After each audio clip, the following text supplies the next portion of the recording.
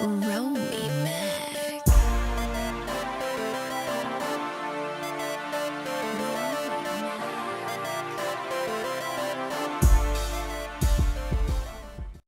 Yo, what's good? What's going on? This is it's been a while, but this is another edition of the locker room.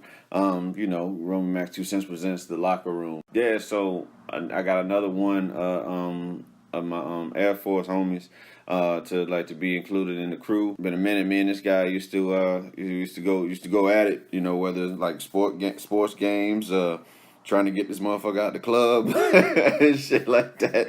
But Wootie, we call him for the show. We call him Wootie. It's been a minute, you know what I'm saying. Since I had a chance to rap with him. You know, like people, you know, we lead in the Air Force. You know what I'm saying, like. We get out the Air Force, other people go to different bases, and you kind of lose touch for a little bit. But it's always good to reconnect with some of the people you shared some of the your greatest, best, and worst times with. Without further ado, yo, Woo, What's up? What's up with you? What? Shit, man. It's been a minute. Oh yeah, man. Yeah. So just let the folks know, your listeners, man, know little backstory on you, man. Like where what I'm saying, where you from, what you rep, and all that. Okay. Shit. Let's see. So I'm originally from St. Louis, 314. Got in a little trouble. Took my ass to the Air Force to get up out that trouble and stuff. Did about 15 years and then medically retired due to a hard landing in Afghanistan. So now, I reside in Georgia and just stay home dad, take care of my kids and stuff like that. Dig it, man. Well, you guys got being you from St. Louis, of course they used to be there, but now they've moved to LA. So I want to start off talking about of course the rivalry we got going on right now with some of our other Air Force buddies and Scooty, Derek and of course Ashton. So Saints and Rams, man, how you feeling about this Sunday? So I'm expecting a blowout for real. At least a double-digit point win for the Rams. Like, I'm watching the game, and I know people gonna say that our defense been kind of suspect and stuff like that. Yeah. Majority of the season, but when you got all those players, what's to not say that they putting it together now? It's the same way. If you look at the Saints, for the first week 10 is when their defense started playing good and finally come back together. But prior to that, they was playing garbage too, giving up all those damn points and stuff like that. So.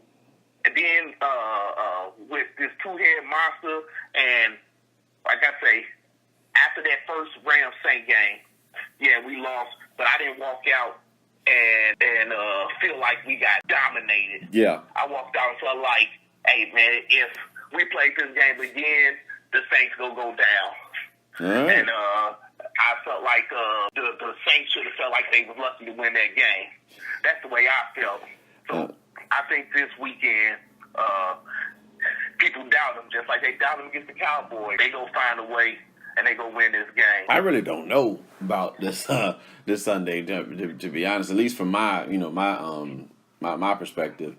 Both of you guys, I've seen you guys show weakness to a team. I've seen the Saints show their weakness to the Cowboys.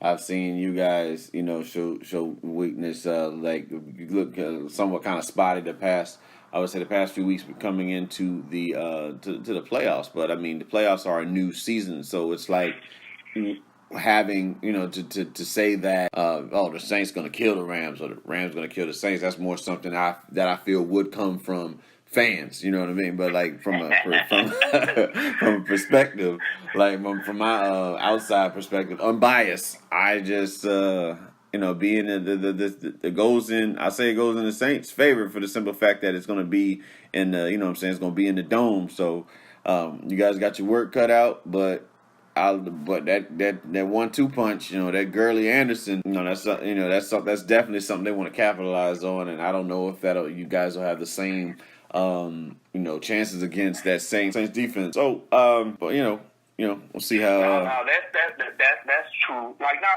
I'm gonna be honest. Like because of DL and Pueblo, you forced to watch the Saints game because you ain't make mistakes, so you can talk shit to them the same way they on my ass as soon as the Rams make a mistake. Like they be calling when they see it before an interception happened. But you watch them, I'm not saying it's gonna be a cakewalk, but this is what I still don't feel like. Besides that Kansas City game, that Chiefs game is when I saw the Rams offense perform at peak, and then this last game against the Cowboys is when I seen a run game perform at peak. I haven't seen a game this whole season where they offense has been running at peak form. Yeah. To complete together. So it ain't no saying that everything come together today. But if you watch the Saints for real, they offense been running the same form the whole season. It kind of slowed off a little bit lately and stuff like that.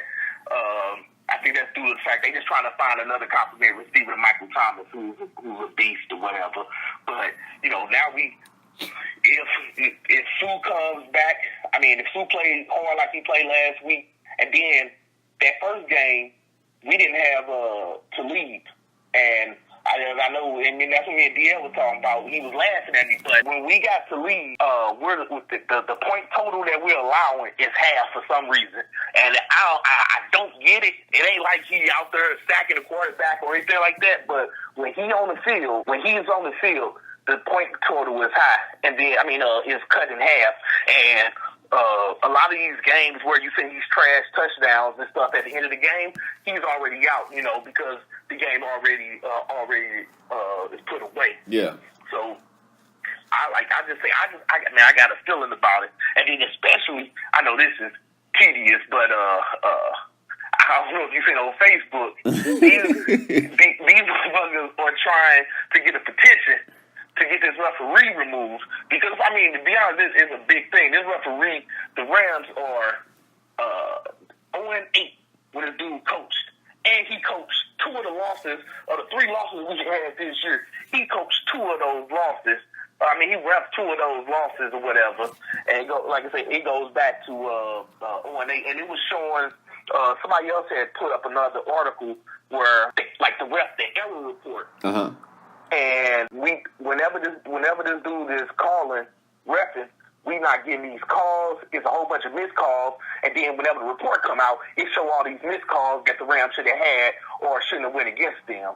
So they trying their hard to get this dude. They don't want nobody to go, they just want somebody that's fair to ref the game. But, we'll see. We'll see how it is. They every day. That dome tough though. Yeah, but every day. I look at a lot of things, like for the fact that if you look at their schedule, if you look at their record, it was identical, 13-3. But if you look at the opponents that was played, the Rams, the only team that made it to the playoffs that the Rams didn't play prior to the playoffs was the Cowboys. And we lost to 3 of them, but we still played that type of caliber season this whole year against playoff components. And that was just for the NFC. We still had played the Chargers and the Chiefs as well. And if you look at who the Saints played, and they played some that they beat the Eagles when Wentz was down, but that wasn't the same Eagles team. And then they blew out the Ravens, but they lost to Cowboys. That was it. So we gonna see. We gonna see. Oh yeah, we're definitely gonna see, man. A couple days to go. A little more trash talking between you, Scooty, and Peb, and we're gonna see what's happening. I know Saturday gonna be a hot day. It's gonna be a hot day, and that in the group, man. You know what I'm saying? Go back to how the Patriots made the Chargers look. I want to talk about how the commentators, like the ESPN commentators, the Fox Sports commentators, they all wrote, the Patriots off. Literally, what was it? Stephen A. Max Kellerman was like, yeah, it's the Chargers, no question. It's not even, it's not even a question. They're going to win. You turn to Undisputed.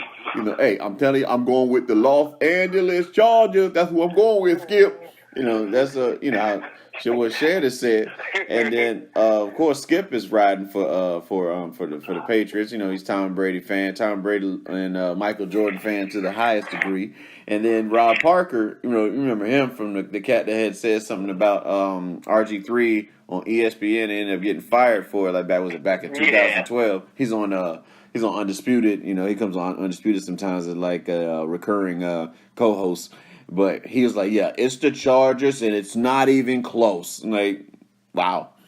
And then the game hit, and it's just like, if you want proof that, like they're on TV just giving their opinion about stuff, and it's not really any facts based behind it, that alone right there is what I would use in that argument, man, because literally, the Patriots had their way with the Chargers, and you know what I'm saying? Like I got my cousin, who's like a trainer for the Chargers. So of course, he was rooting. And then in my work bracket that I did, I had a shot in the dark, and being that my team wasn't in it, I went with family on it. So I put the Chargers going, roughly going all the way. But I did my bracket wrong because I didn't switch like the highest seed to play the lowest seed. So I had some, Okay. you know what I'm saying? Like I had You had the winners of the Ravens. I mean, I'm not the Ravens. Yeah, Ravens and Chargers. I had them playing. I had Chargers playing Kansas City, and then I had New England playing the Texans. Well, if they were Colts. They would play the Colts. I had them doing that, and then I had you guys playing Chicago. But Chicago obviously got put out with the little parquet move. So, but you guys playing Philadelphia, and then I had Dallas playing New Orleans, but ultimately you guys meeting in the NFC Championship, Rams and Saints, and then in the AFC Championship I had Chargers and Patriots. Okay. Along with the Chargers playing the Saints in the Super Bowl, and then Chargers winning it, all the way. Just based off the holes, like I don't know what it is, man, but the Saints just have a reputation for not making that many mistakes. As that Peyton Breeze connection, but their Achilles heel has always been their secondary. You know what I'm saying? The secondary has always been the problem for them. But Lattimore showed up, man. He showed up. It showed out, and they're gonna need a lot. They're gonna need a lot more of that. You guys, who you guys through the air? Who's your aerial attack? Who you guys got a wide receiver? Oh, we had the triple head monster with Cooper Kupp, Brandon Cooks, and Robert Woods. But with Kupp down, that did hurt. That was a golf safety blanket. Like it was weird. Like he's not incredibly fast or whatever. He kind of remind me. I'm not saying he's as good as Jerry Rice, but he kind of remind me of Jerry Rice. Like the dude wasn't fast, but the dude ran routes. Yeah. Like, all of a sudden you be like, how the hell did Jerry Rice get so wide open? Yeah, I know he's the best player on the field. And I'm not saying Cooper Kupp is the best player on the field, but you be like, how's the dude so wide open all the time or whatever? Yeah. And we got little Josh Reynolds in there. He gets better hands, and he got some good hands, and he's starting his routes running start, but he just don't have that same. They don't have that same. What do you call it? That feel for each other yet. Yeah, their chemistry. Yeah, they don't have that chemistry yet. Yeah, they don't have that chemistry. Yeah. But well, it was funny because you had said parquet. It's funny. Even after it showed that the kick was actually blocked. Yeah, they're still giving him. They're still giving him shit. Yeah, that's the wild part, man. Like I saw them like, oh well, I mean, if it was blocked, it was blocked. They ain't really but how strong of a foot does he have? It got blocked and it went that far. Yeah, it just because at first I was like, it's funny, like. It just made it worse that it was blocked, and it made him miss the way he has missed this whole season. My question, man, if you remember last year, Saints Vikings, who was the guy that slipped up on the coverage and allowed Diggs to score? You remember? I thought it was like something Williams. It was like 26 or something like that. I wonder if wouldn't it be a wild story if that's in a play against you guys? Or even in the Super Bowl, if they make it, if he's he makes the key play, I imagine that's probably on his mind right now. Like, yo, I gotta make up for that because that again that was heartbreaker, man. That's hard. Yeah. That was that was hard, but Now, I wouldn't want to make that key play against the Rams, but man, you talking about I almost pull for everybody, like individually to succeed. yeah. You don't want to see nobody like, man, just be known.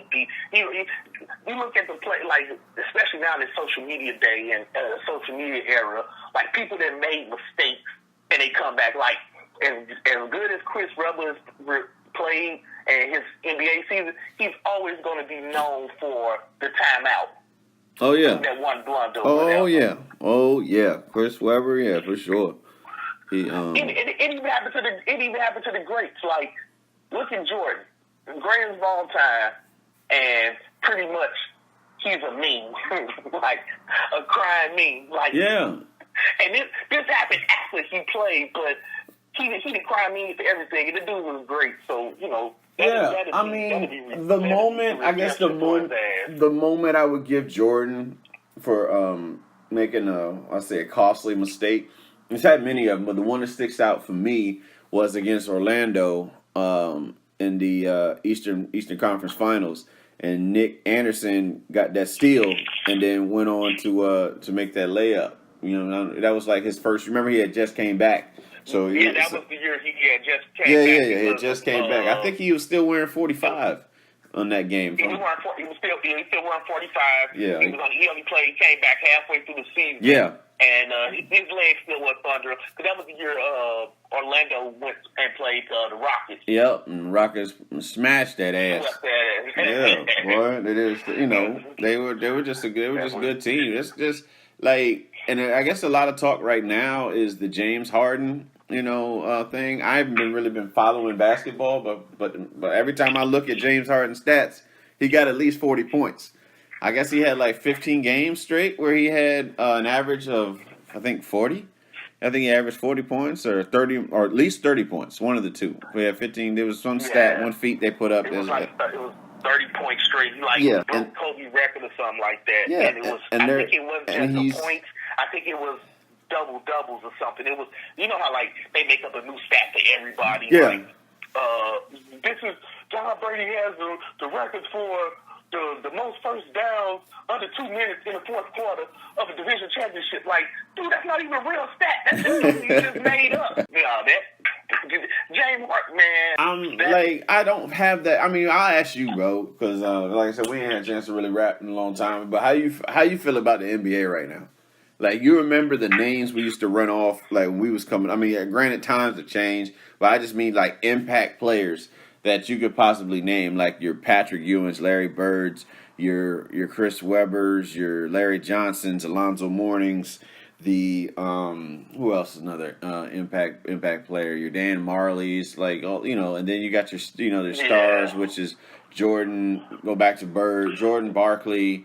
Sean Kemp, and all that. Like, and I felt, I'm not going to take anything away from these guys that are playing ball today, but the game is significantly a lot softer than the one that what we saw coming up. You know what I'm saying? Like, we're seeing more of an outside game.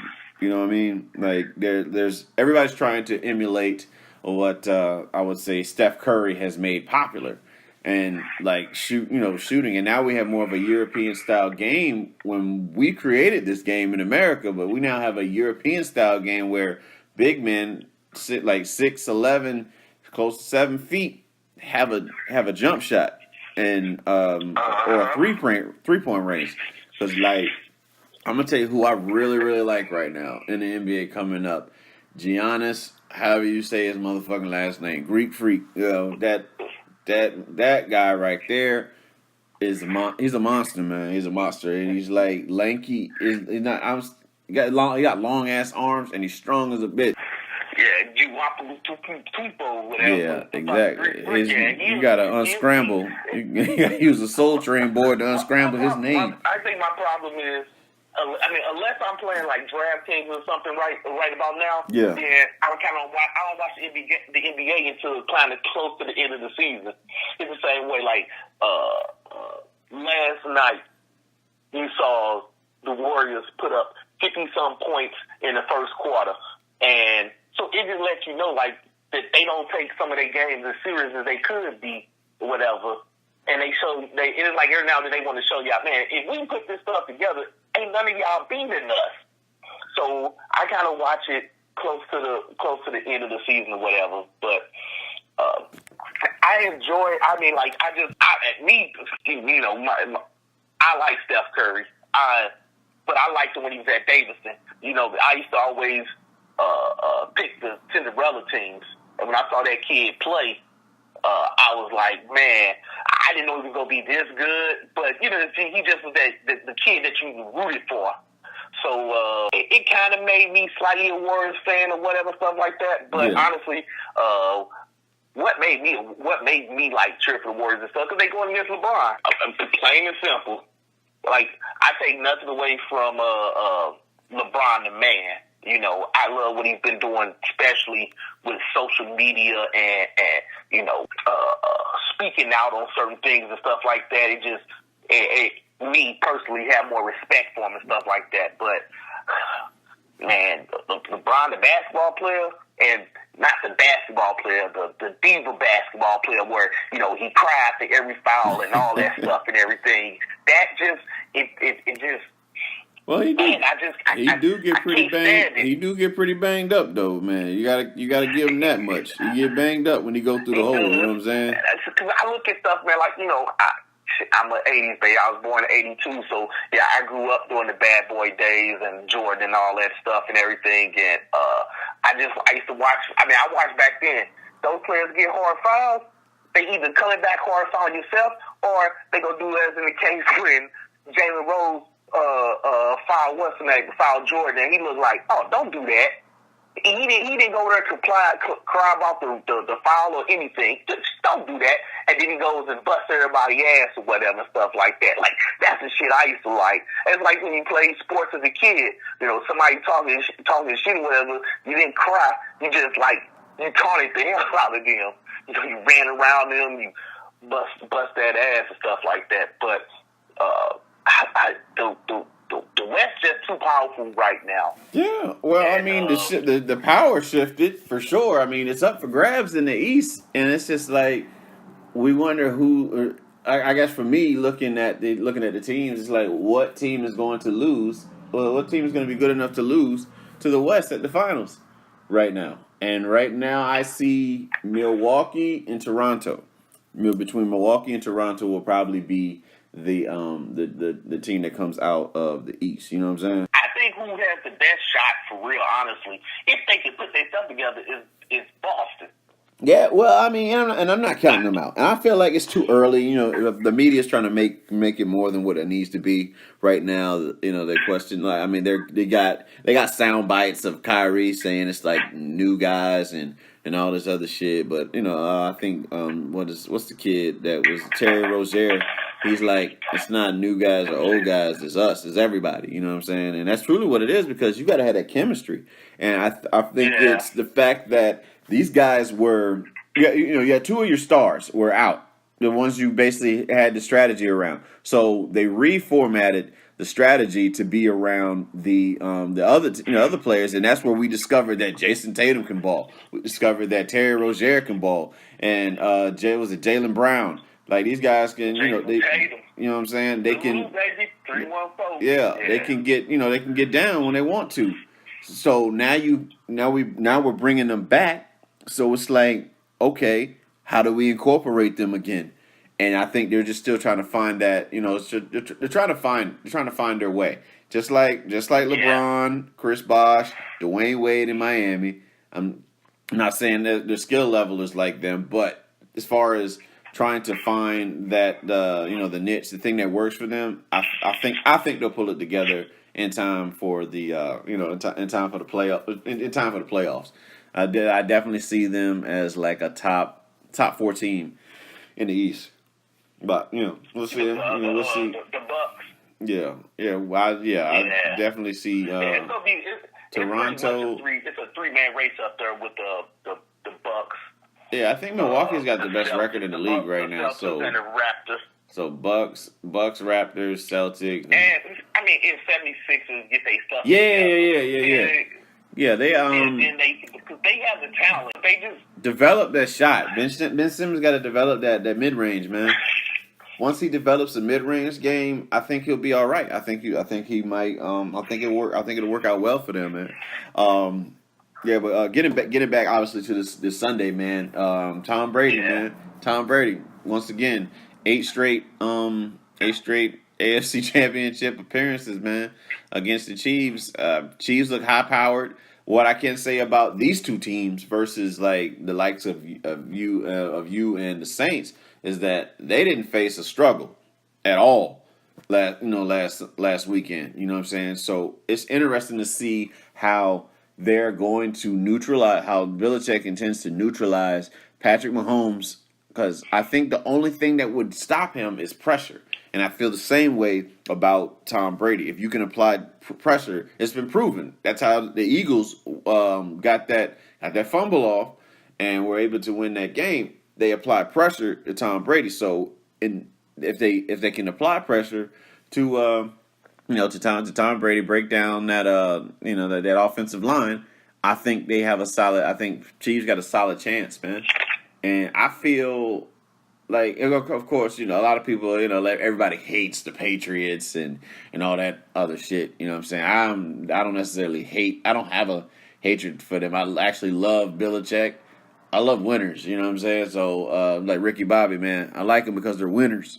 And you have Tom Brady, who tends to, I don't bet against Tom Brady, man.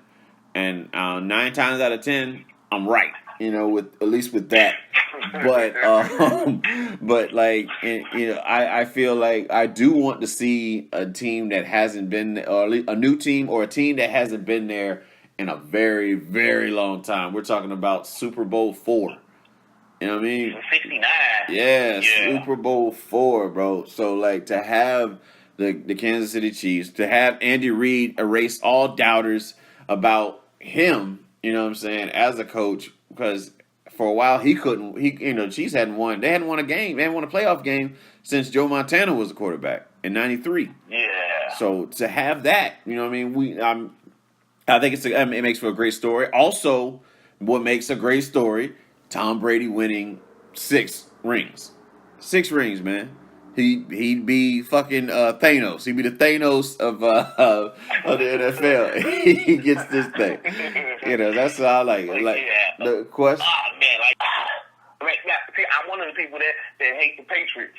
Respect them in a way. Yeah. I just and mine is personal. Like, for real, honestly, like, not only did the Patriots potentially, they recorded the Rams during the Super Bowl and they started their dynasty, but they ended our dynasty or our potential for a dynasty, because we had the players. That loss was more than just a loss for us. That loss made the front office panic. They started Mark Bowles, getting rid of Kurt Warner, cutting this player, picking up these players. Yeah. That loss jacked the Rams up. The best show on turf. Yeah. Yeah, it was bad, man. That wasn't just a regular loss. That was a organization defining loss. Like, we ain't been the same since that loss or whatever. We came back the following year and then lost to with that Stephen Smith catch in overtime against the Panthers. Yeah. But since then, we ain't been. Matter of fact, we lost the very next year with the Hakeem fumble against those motherfucking Saints in the fucking Superdome or whatever. That's when it was only 3 divisions and the Saints was our rival. That was our 3rd time playing them that year. Yeah. But pretty much until this dude lose, it's like, why bet against him? Or, if you're going to put your money on it, why would you bet against the Patriots? I can understand rooting against them or whatever. And, KC from Missouri, which is a show-me-state team. So, of course, yes, I'm rooting for the home state team and stuff like that. But then again, it's almost like beating the Saints would be somewhat of a revenge. But beating the Patriots in the Super Bowl, man, that with Tom Brady and Belichick at the head, that's like at the helm, that's like the ultimate revenge. If we was, if you look at it that way, man, that I would love to beat those Patriots, but man, it's like it's almost like the reason why people hate Alabama. Like, dude, nobody just want to see. We understand y'all good, but nobody want to see y'all there again. We want to see somebody else. Like it's their fault that they that good. Yeah, but, exactly. Like, I don't understand, because I think for people that hate the Warriors, you didn't hate the Warriors 10 years ago. I'll tell you that shit. Right. And you weren't a fan of the Warriors 10 years ago, for that matter. You know, what was it? They just mad because They popped up. KD out LeBron him. Yeah, that's really what that was. I mean, that was. I don't know how you felt about that move, but I mean, personally, it ain't for me. I love it. It wasn't for. No, I was like, you got spread. I mean, that's good business. It's a good business deal. It was legal. He didn't do anything illegal, but the fact that he was up on them 3-1, and then they came back and beat them. I was like, and then go to that team. I don't know, man. I don't know about that. But that's my 2 cents on that, and I leave it as such. But I mean, there's no denying that KD is a great player, and I like them together. Like, they're never out of a game, man. They are never out of a game. No. Like, yeah, I mean, they'll have a couple games where they lose throughout the season, and like the media say, "Oh, what's going on with the Warriors?" I tell you what, come April, talk to me and see what issues they have. You know, KD walks away with 30 points, 15 rebounds, maybe 4 assists. Steph Curry has 20 or more, 25 points, maybe 35 points, just like all 3-pointers. Klay Thompson busts out like 30 points. Draymond will give you 15 and 10. They're just amazing, man. And not even thinking and Boogie ain't even played yet, right? No, so we playing back when they come back on this road trip, or either the road trip or after the All-Star break. And that's what I'm saying. That. Like, the Lakers, they went from being. I had to give it to Shannon Sharp credit for this report. He said they went from being the 4th place team with LeBron on the team to, without him, they're now the 9th place team. Like that. So LeBron's not able to get hurt, is what that means. He is not able to get hurt going forward. I feel like All-Star, we're about to see something monumental happen trade-wise, and it's going to be a lot of people like, oh, man, I couldn't believe you're going to just, go and play with LeBron. It's going to be eyebrow. I really think Anthony Davis is bringing that ass to L.A., man. Do you know what's crazy for real, though? During the beginning of the season, for real, when LeBron was there, it wasn't like he was doing what he was doing in Cavaliers with Cleveland. Like he was the dominant person he was. It's just like he gave his team, like, I don't want to say false hope, but like he gave them this bravado that they was better than what they are, and the team was playing. The players individually was playing better. Yeah. And it's like, yeah, he left, and it's like the dudes can't shoot again no more. Like, all of a sudden, everybody's 3-point percent of shooting was up or whatever, and but it wasn't like it was because LeBron was driving to the hole and kicking it out. They're just missing wide open shots. They just, as a team, as a unit, was playing. Kuzma was showing that, dude, you ain't got to win as an All-Star. You got me, and then now he can't play all of a sudden. They're robotic. They're very robotic, if that makes sense, man. So like whatever. The strategy. Well, clearly, the strategy is based around LeBron James, so they're used to it going to LeBron James. The ball goes to LeBron James. I've been on teams where I've been the person to go to, and I've been on teams where I was the supporting cast, and it was around another guy. So once you have a team that that gets in that mindset where you're like a machine, you have that machine mindset, and everything, you're so used to it going through this guy's hands. So now it's like, okay, I forgot what I could do before this guy came along. You know what I mean? So it's, well, give me the ball and I'm deer in the headlight shit. But I mean, that makes a lot of sense. That does make a lot of sense. And I think they'll figure that shit out. I think the Lakers got the money to pull. If anybody's supposed to have a team like the Warriors, it should be the Lakers, because they're known for having their legitimate stars on their team. Yeah. So I mean, we'll see. I mean, they got to build around. They got to build around LeBron. He's got Magic Johnson behind the helm, man. I think Magic will look out for him. I do believe. I think they're working on some things, and it'll happen. I think that will happen. I'm just not a fan of the NBA right now, man. I think I mean I like watching Giannis play. The Heat. I haven't been to any Heat games this year. I went last year, but being down here in Miami. But the Heat are missing that. They need that next in line Wade player, or just the star player. I mean, they got big guys. They got Hassan Whiteside and was big boy out of Kentucky. Yeah, big boy out of Kentucky. That's like 6'10". Got decent size on him, and it plays on the low block. But you got him.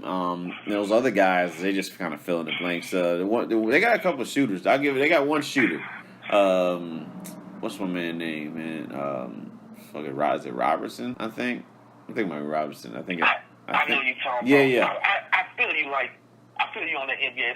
It's not like it was. I don't feel like I'm missing shit. Like a lot of these programs that we grew up, like enjoying and like just couldn't wait to watch. I don't feel that same way. Like even with wrestling, I don't feel, And I know you've been watching. You're more consistent with watching wrestling than I have been in recent years for sure. But I just feel like it could definitely be a lot better, and I like the move that they did Monday.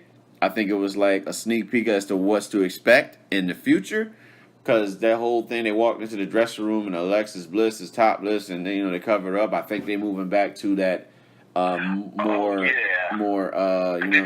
attitude era type shit. No, I ain't see it yesterday. Yesterday they had another skit like that where they got the Mandy Bliss trying to break up Naomi and the Usos' marriage.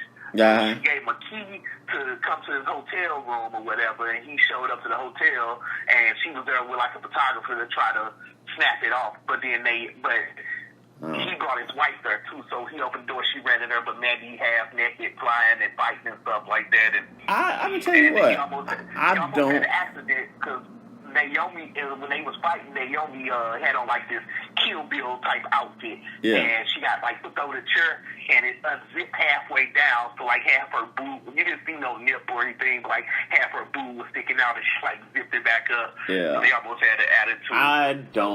I'm gonna tell you what, I don't like that shit. I think that's not gonna be good for that marriage. It's been proven. Like all them time, like you think about Edge, Lita, and Matt Hardy shit, like that was real. Even though that storyline was fake, but that shit was like, that's literally Edge fucked. He basically got Lita from fucking Matt Hardy, and I don't know, because you spend a lot of time with people, especially we're doing something like of the sexual nature. It's hard. It's only but so much of that is acting. You know what I'm saying? Yeah. In my good. I don't think it's gonna be as bad, because I follow them on Instagram, and you'll see them with this whole crazy stuff going on. But then they like each other's pictures, they comment up under your. And I think that's stupid. They going at each other. I think they shouldn't be on social media like that. I think they need representatives or something, but I don't really think they need to, because the fact that we know that you're real people, I think takes the illusion away. You know what I'm saying? Like that's what it was. It does. Like if I knew that the Ultimate Warrior was a normal person as a kid, I don't think it would have that same impact. You know what I'm saying? Like Macho never turned it off. Undertaker was my favorite wrestler growing up. Yeah. When all of a sudden he came back as the American Badass, you like, that's a regular person. Like, so when he went back to Undertaker, I didn't have the same. Of course. I liked him. I just didn't have the same feel. Yeah. Now I knew he wasn't from Death Valley. He was from Texas. So yeah, exactly, man. Mean Mark Calloway, WCW. Right. Mean Mark Calloway, man. But Whoop, man. Before we get out of here, man, we're gonna talk about a couple. I would say memories from us back in the day in the Air Force, man. I don't know. We'll talk about that time. Was it me, you, and Ashton leaving the club and we go to fucking was it Whataburger, and that fucking box of some shit was in the road, and Ashton going at it, jawing off at each other, and Ashton talking about that's a box of meat or some shit for you, or you know what I mean, like. Just those times, man. Just how it was, You had like so many people that were spot. Like I know for sure when it came to us going to the club, it was always about what type of shoes that you had. You was on that. You had that shoe game on point. My shoe game. Show me state. Tough, Show me state. Show me state right there. You know what I mean? Like the Gators. You know what I mean? Like it's just mad clean. And that's the shit I'm on now. You know what I'm saying? I get like a lot of Oxfords and. Chukka boots, Chuka boots, however you say that shit. Just like real devil now, real suave type thing. You're a grown man. Yeah. You're a grown man, yeah. Oh yeah, I'm still graphic tees and fitteds. I throw that in. I pretty much just very what do you call that there? When you got this multiple, it's multiple different styles or whatever, So that's how we moving. But of course, what else? Like just how we were. Say our approach, the charm with the ladies and stuff like that. When it come down to it, like I never had to worry like would Dial be, be all right. If we spitting at like a lady in the club or something like that, it was never like, oh man, I wonder, if he'll be all right. No, you always stood, you always stood on your own or whatever. Yeah, man, like I was a people person. Like I tell like my wife now that I'm married, shit, we should have our 8th year, going on our 8th year or whatever. I noticed it was since I was 15. But I'll tell you, like, when we was kids, my mama used to take me and my brother to the park and then tell us to get away from us and make us go play.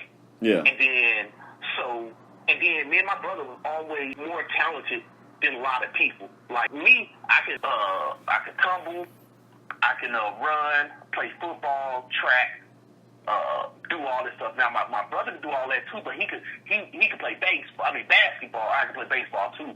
So we would show up. We would show up in just random neighborhoods and challenge people.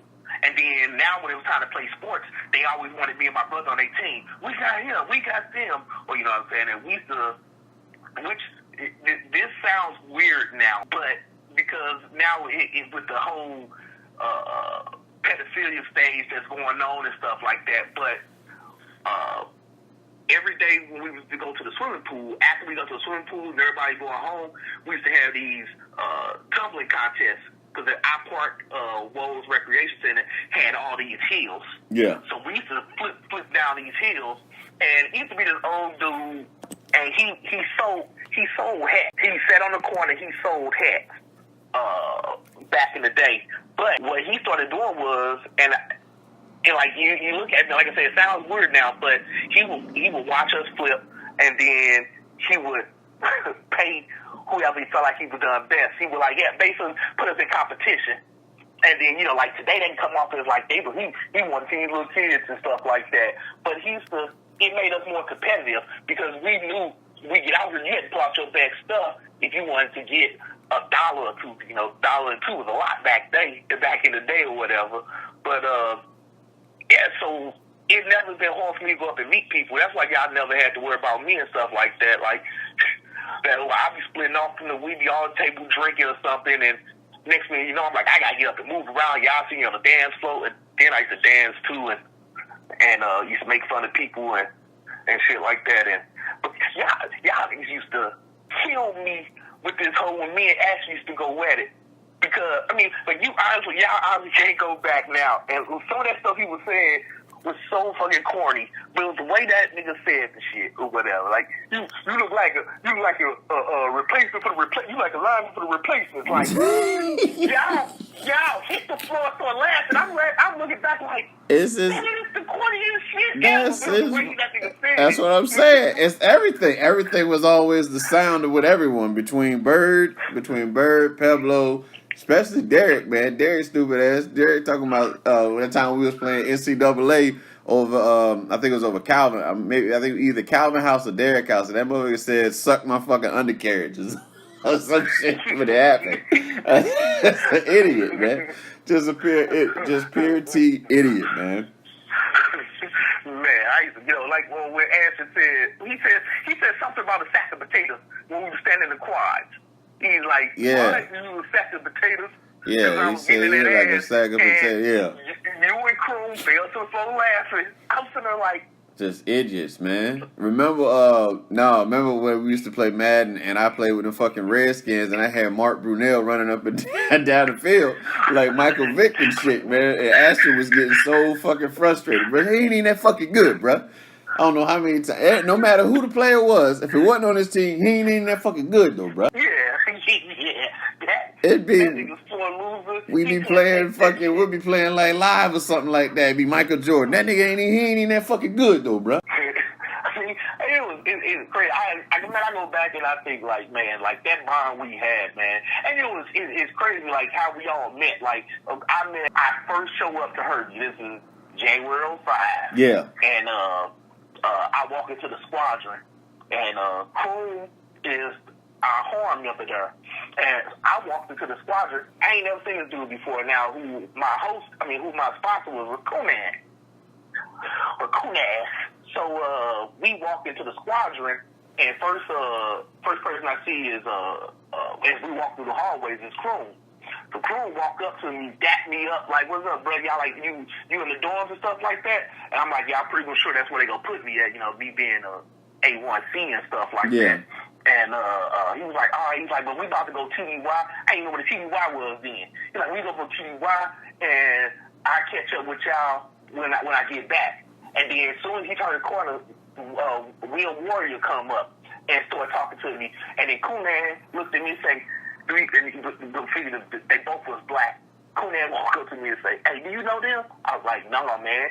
He was like, man, I knew that when we was in Albuquerque, all you black people just speak to each other. I'm like, that's how it was. Oh, dog, man. Later on, I ended up showing up when I showed up to the dorms, where we didn't have TVs and stuff like that, so I used to go to the day room. Yeah. And I turned wrestling on, and then all y'all, everybody like walked in because it was like wrestling time, and we just been friends ever since then over some damn wrestling. That's it. That's all you need, man. Shit. Over watching wrestling. Yeah, bro. Like that used to be Croom shit. Croom used to always be in that day room, bro. Like come 8:00 on that TV was on wrestling like all the time, and it's just yeah. I mean, it's I say some of the best times in my life, just being away from home like for the first time, and coming across you guys. I remember you used to play that damn Pretty Ricky album out like a motherfucker. Every time I see them on Love and Hip Hop like Miami, I be like, this motherfucker Dial used to really be playing Pretty Ricky like crazy, dog. Man, it was I was so St. Louis then. Like that's when my St. Louis accent used to be real bad. Like remember when they were trying to make me go to speech class? I told y'all they trying to make me go to speech class because they couldn't understand what I was saying. Yeah, because you got a lot of hurt and there and all that. Like I was everything St. Louis then. Yeah. Like Nelly, vocal. I mean, I had vocal outfits and. Man, I was everything. Yeah, St. Louis then. I mean, you had something to be proud of. Wear your Band-Aid on your face, all that, all that shit. I ain't never been a Band-Aid. Yeah, but yeah, that's pretty rich. But I couldn't even tell you he was on Love and Hip Hop. I don't watch those reality shows. I hate seeing. Man, listen. I hate seeing black people treated that way. I don't like us being betrayed that way. But I'm gonna tell you like this: Love and Hip Hop Atlanta is one you might want to accept because Scrappy Mom is retarded. She is pure. That is comedy at its best right there. And then and of course the women look ridiculous. You know what I mean? Like Atlanta women, God bless you all. Just ridiculous, man. And Scrappy? Scrappy got his own language. I ain't never heard nobody say I want to put them paws on him. I said what? He said he wanted to put the pause on Stevie J. I was like, man, this is funny. This is comedy. This is comedy right here, man. It is comedy, but Yeah, like, all right, representation. Yeah, of course. it represents. But then my problem is when they act like that. I see all young black people acting like that now, and the bad thing is those people not like that in real life. They got y'all thinking that's the way they. Of course. And, like that whole what's Shorty? What's Shorty that's big right now? Cardi B. They think it's all right. You know what I'm saying? Oh my God! Like I have not seen the only reality show I used to. All them was basketball. I used to watch Basketball Wives. Nah. And then I used to watch Basketball Wives, and I watched the first couple seasons of Black Ink. Right. Because I honestly used to watch Black Ink because that's when I was big into Tattoo Nightmares and Ink. I still watch Ink Master and all this stuff, but I used to watch all the tattoos. So initially I thought the show was, black artists doing tattoos. I didn't know what it was. I didn't know that was a reality show or whatever. I know it was a reality show, but I thought that's what it was going to be like. But then, you do get hooked once you start watching it. But then I couldn't watch it no more. I have not seen one episode of Love and Hip Hop, Real Hip Hop, Wives of this, none of that. I have not seen one episode of any of that crap. I mean, for me, I live off of podcasts anyway, man. Like, I live and breathe what I want to do. Like, I hope one day that I am doing podcasts for a living or having my own show, whether it's a radio show or whether it's a TV show, something like Steve Harvey. Steve Harvey is like the model that I have for my career, and that would, and I'd be fine with such. So I don't really, and then I watch what's out right now. I get to watch like Blackish. I like Blackish.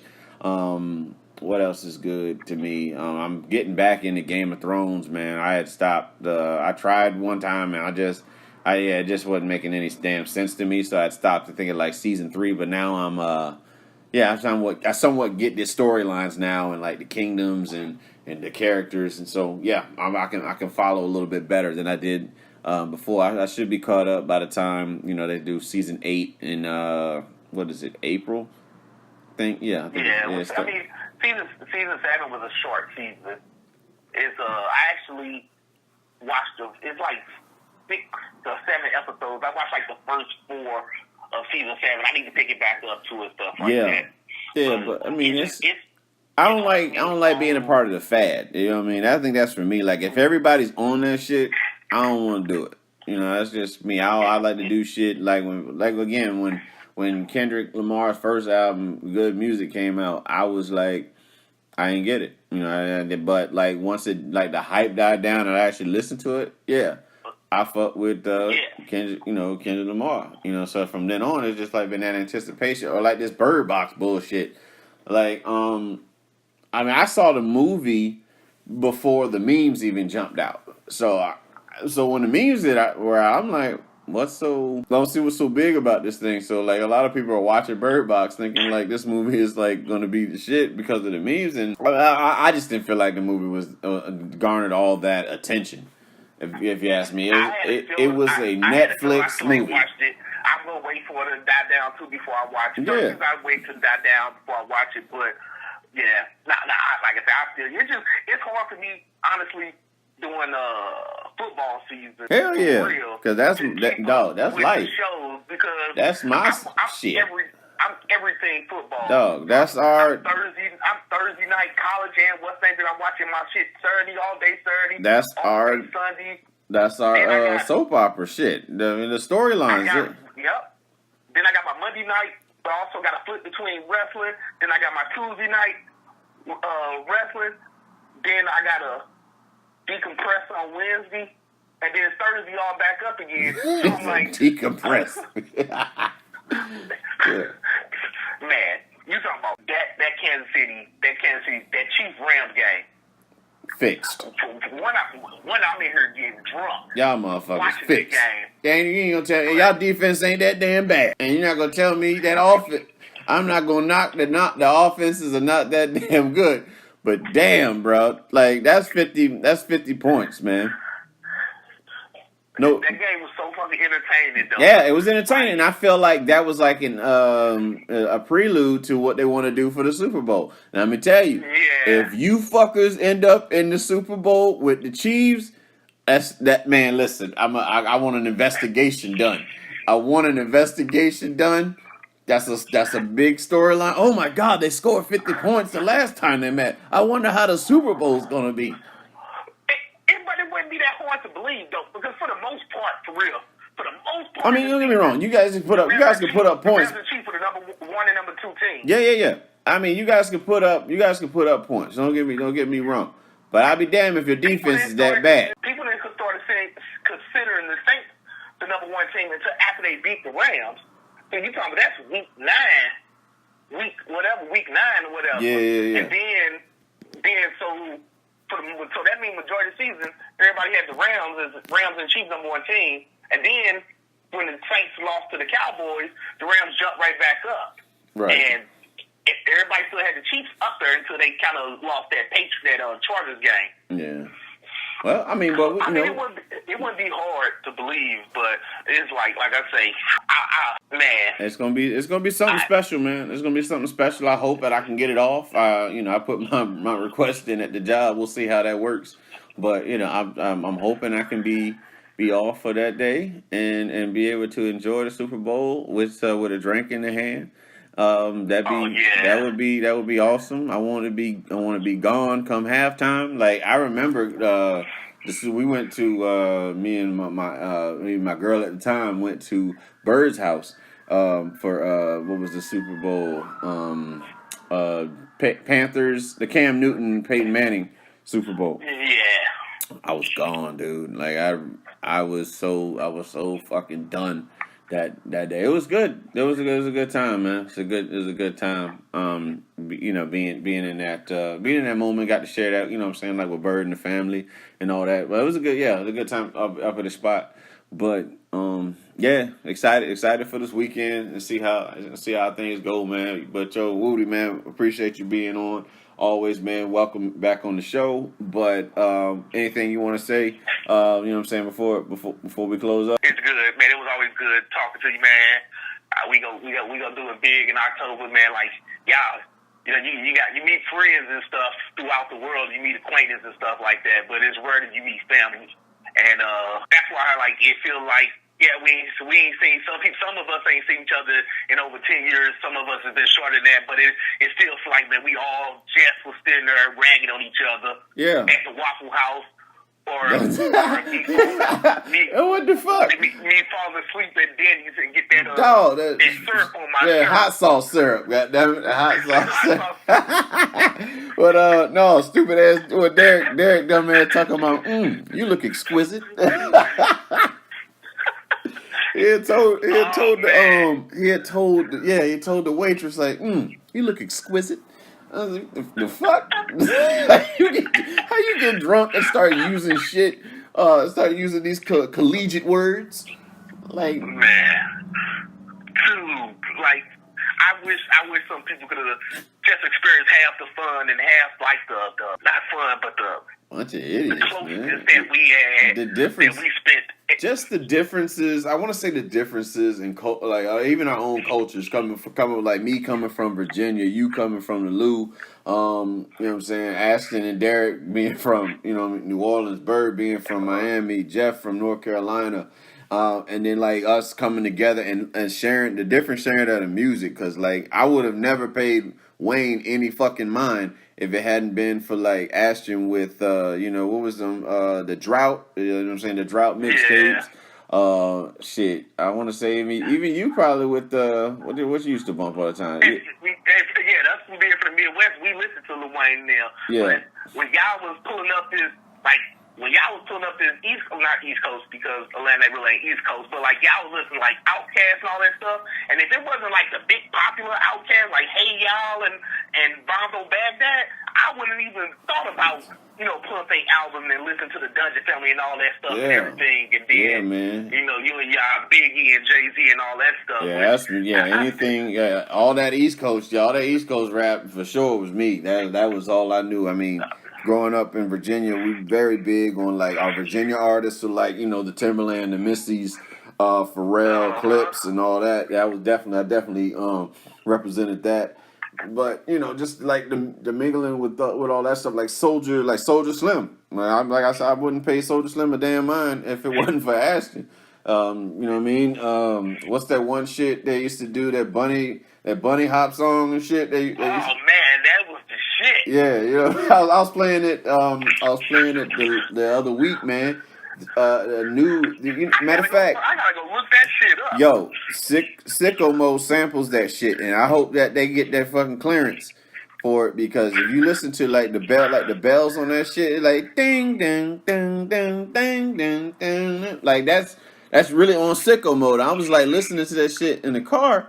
I was like, yo, these motherfuckers, that's that bunny hop shit, man.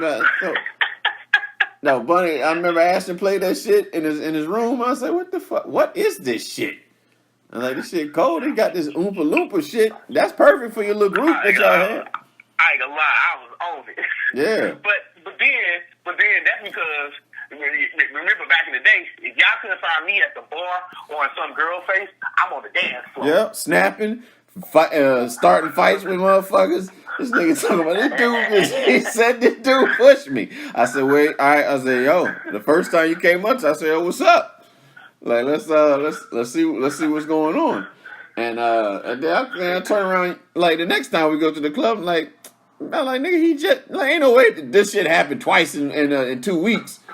Like down up here making us want to beat this that motherfucker was smaller than you. He was smaller than you. You talking about, man, this motherfucker I like, man, we about to squash this dude.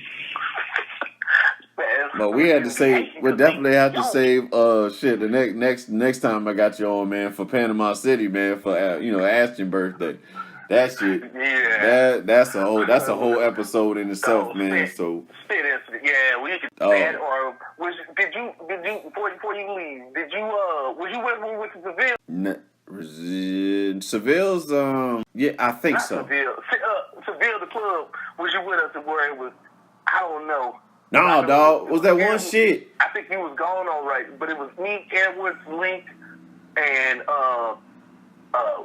we like smashed some dude up in the club, and next thing you know, we get chased by the police and shit. We end up hiding out in the Waffle House and all that. Damn, I didn't know that, man. Our motherfuckers wildin'. Yeah. Nah, you remember that night? What was that one spot we went to in the shit right off of when you get off the bridge from Okaloosa Island, right? And then you turn right, and it's right by the Sequarium or whatever that aquarium is over there. The swamp? Well, you talking about not the swamp. Oh, you talking about when you all the way the swamp? Yeah, way over before you even get to the swamp and all that shit. You turn right, and it. Oh yes. Not the Cashes or. Yeah, that's it. I think it was Cashes at the time. Cashes, and then that night that Fabo, that night that nigga Fabo. And then the one girl with the she had her hair like match course from the high school high. Yeah. The short, but that was with Dee. It was Dee. What was it? Dee. Was it NT? April. Yeah, all them. That dude kept throwing that dollar in her face. Yeah, and that motherfucker looked like he was looking like Fabo with them white glasses, and then Dee, I guess he called her a bitch. While everybody fighting, Ash is still standing at the dance floor watching the girls dance and shit. Yep, he still watching the girls dance on the pole or whatever. But he took that but Dee took that damn bottle and smashed it across that motherfucker head. And then I think you came and sucker punched that nigga. That dude was a punk, man. Like he was. And then like he going after the girl. Yeah. And then as soon as, and she taller than me. And as soon as I stepped in to do something, he like, hey, bro, I'm just trying to get my homie. Yeah. And then the motherfucker, like after she smashed him in the head with the bottle, they trying to sneak us out the club to get to the car because he talking about he going to the car to get his gun or some shit. That dude was such a coward. Man, bro. I was the one that I was like, man, fuck that. Man, they were trying to hold us in the club. Yeah. I'm like, man, fuck that. So I went out the exit, the entrance door or the exit door. Yeah. And he's standing out there. He see me, he don't do nothing. And then Dee was standing right behind me. The moment Dee walked out, he tried to reach past me to get her again. Like, I'm the one who just punched you in your mouth. And you gonna try to go fight this girl again? Let's go again. Oh man, we definitely got to get you on for another show, man, and talk more about that shit. That shit was fun though, man. But of course, you know what I mean. Of course, you guys can follow this, follow the podcast, man. 2 Cents, Locker Room, all that on on Instagram with the screen name was it 2 Cents the podcast. And also the official Romy Mac page. You can check that out. Also, and check out the Twitter, 2 Cents the podcast. You can look. You can check us out on there. But of course, from Wootie and Romy Mac, we out. Peace.